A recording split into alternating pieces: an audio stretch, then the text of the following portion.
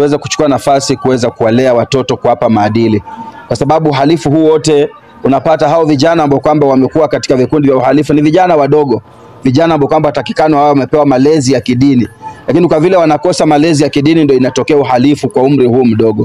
Kwa hivyo tuchukue muda huu wa miezi miwili wa likizo ya nyumbani tuweze kukaa na watoto kuwafunza, na nataka kuomba wazazi, likizo hii isiwe likizo ya kuachilia watoto kwenda kutembelea jamaa zao.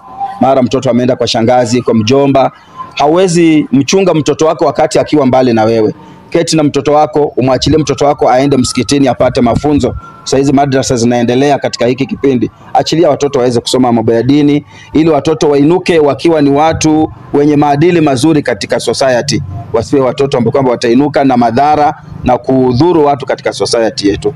Watoto ambao wamekuja kutoka nyumbani, wametoka shuleni wakati huu, pastors sisi wote tuhakikishe kwamba hawa watoto wameletwa kanisani, wameenda kwa mikutano, wameenda mafundisho ya catechism, wengine wameenda mafundisho ya conferences, ili watoto wasikae idle, kwa sababu the idle mind inakuanga ni workshop ya the devil.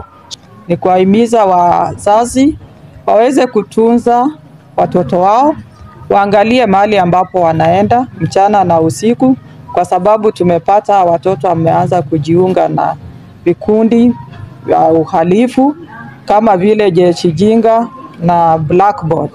Tuangalia watoto mahali ambapo analala na wanaenda sehemu gani, ili mimba za mapema tuweze kuzuia.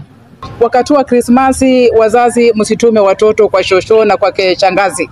Chungeni watoto wenu, nyinyi wenyewe mwajibike.